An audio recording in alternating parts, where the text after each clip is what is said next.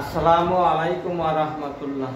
AESA ম্যাথের পক্ষ থেকে ক্যাডেট অ্যাডমিশন টেস্ট এর ছাত্রছাত্রীদের অভিনন্দন ও শুভেচ্ছা রইল।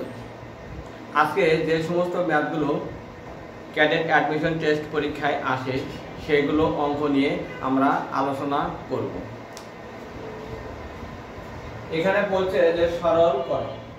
সরল অঙ্ক করার আগে আমাদের যেখানে যেখানে সমস্ত আছে সেই সমস্তগুলো ভেঙে দিতে হবে। তাহলে এখানে 3/5 যোগ 1/7, এখানে এটা ভেঙে নিতে হবে। তাহলে গুণন 5 1 গুণন 5, এটা যে গুণ করতে হবে, উপরের যে সংখ্যা আছে সেটা যোগ করতে হবে, আর নিচে আছে 5 সেম, এটা যে গুণ, তাহলে 2 গুণন 7 যোগ 6, নিচে 7 ভাগ 3 গুণন 7 যোগ 4, নিচে 7। তাহলে এখানে 3/5 যোগ 1/7 গুণন 5 8 কে 5 যোগ 2 নিচে 5 7 গুণে 14 যোগ 6 নিচে 7 ভাগ 3 7 21 যোগ 4 নিচে 7।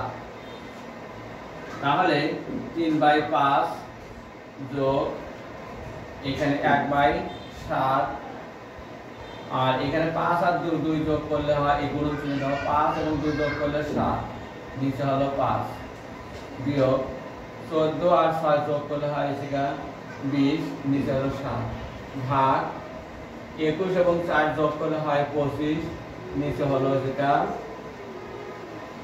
7। তাহলে এখানে সরল অঙ্কের মোট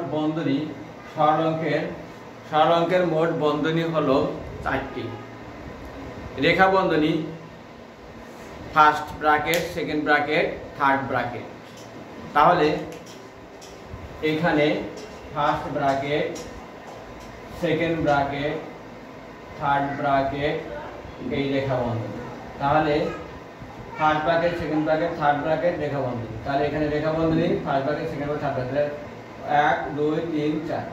আর ফার্স্ট ব্র্যাকেট এই রেখা বন্ধনীর মধ্যে যদি এর থাকে, এর কাজ আগে। রেখা বন্ধনীর মধ্যে যদি এর থাকে, এর কাজ আগে, তারপর হলো ভাগের কাজ, তারপর হচ্ছে গুণনের কাজ, তারপর হলো যোগের কাজ, তারপর হলো বিয়োগের কাজ, তাহলে এখানে আমার first bracket, second bracket, third bracket কিছু নেই, শুধু আছে ভাগ আছে। তাহলে এখানে ভাগের কাজ, তারপরে গুণনের কাজ, তারপর যোগের কাজ, তারপরে বিয়োগের কাজ। তাহলে আমি এখন ভাগের কাজটা আগে করব। তাহলে 3/5 যোগ 1/7 গুণন 7/5 বিয়োগ হলো 20, নিচে হলো 7। ভাগের সময় কি হবে? গুণন হবে। আর উপরের সংখ্যা নিচের সংখ্যা উপরে যাবে, নিচে আছে 7, উপরে আছে 25। তাহলে লব যাবে উপরে, হর আসবে কোথায়? নিচে। তাহলে লব হর 7 যাবে উপরে, আর লব 25 নিচে আসবে। তাহলে এখন আমার ফার্স্ট ব্র্যাকেট এইখানে ভাগের কাজ শেষ। এবার আছে গুণনের কাজ। তাহলে গুণনের কাজের মধ্যে 7 দিয়ে 7 ভাগ করলে 1, 7 দিয়ে 7 ভাগ করলে 1, এখানে 7 দিয়ে 7 ভাগ করলে 1, 7 দিয়ে 7 ভাগ করলে 1। এখানে 20 আছে, 20 কে 5 দ্বারা ভাগ করলে 4, 20 কে 5 দ্বারা ভাগ করলে 5, 5 5 25, গুণটাকে 5 দিয়ে ভাগ করতে হবে। তাহলে এই ক্ষেত্রে 3/5 যোগ উপরে আছে 1 গুণন 1, 1 গুণন 1, নিচে আছে নিচে 1 দিয়ে 1 এর গুণ করলে 1 দিয়ে 1 গুণ করলে 1 হয়, 5 দিয়ে 1 এর গুণ করলে 5 হয়। তাহলে উপরে আছে 4 আর 1 গুণ করলে 4, আর 5 দিয়ে 1 এর গুণ করলে 5।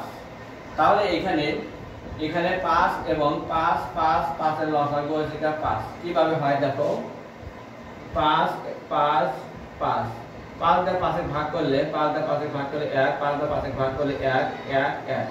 তাহলে এখানে 5 এই 1 দিয়ে 1 গুণলে 1, 1 আবার 1 গুণলে 1, 5 8 কত হয় 5, অর্থাৎ হচ্ছে 1 গুণন 1 গুণন 1 গুণন 1, তাহলে হচ্ছে 1 1 1 1 1 1 5 1 5। তাহলে এখানে 5 5 এর লসাগু হচ্ছে 5, 5 দিয়ে এখানে ভগ্নাংশের হর দিয়ে আর লসাগু দিয়ে ভাগ করতে হবে। তাহলে 5 দিয়ে 5 এর ভাগ করলে 1, এই 1 কে আবার উপরের লবকে গুণ করতে হবে। তাহলে 3 গুণন 1 যোগ 1 আছে, এই 5 দিয়ে 5 এর ভাগ করলে 1, 1 কে আবার উপরে গুণ করতে হবে, এই বিয়োগ 5 দিয়ে 5 এর ভাগ করলে 1 উপরে গুণ করতে হবে, তাহলে 4 গুণন 1। তাহলে এখানে 3 1 কত হয় 3, আর যোগ 1 দিয়ে 1 গুণ করলে 1, তারপর আছে বিয়োগ দাও 4 1 কত হবে 4, আর নিচে হচ্ছে 5। তাহলে এখানে আমার গুণনের কাজ শেষ, এবার হবে যোগের কাজ। যোগের কাজ শেষ হয়ে গেছে, এখানে যোগের কাজ আমার শেষ হয়নি, গুণনের কাজটা শেষ হয়েছে, এবার যোগের কাজটা করব। তাহলে যোগ আছে 3 এবং 1 যোগ করলে 4, আর বিয়োগ হচ্ছে 5, বিয়োগ হলো 4, 3 এবং 1 যোগ করলে 4 আর বিয়োগ 4 আছে, আর নিচে আছে 5। তাহলে এখানে আমরা এখন বিয়োগের কাজ করব, এখানে আমার বিয়োগের কাজটা করব। তাহলে বিয়োগের কাজটা করলে 4 থেকে 4 বিয়োগ করলে হয় 0, আর নিচে আছে 5।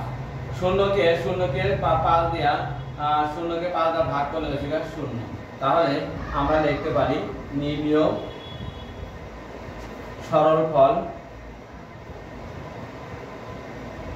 সরলফল হচ্ছে 0। তাহলে লিখতে পারি উত্তর হচ্ছে 0।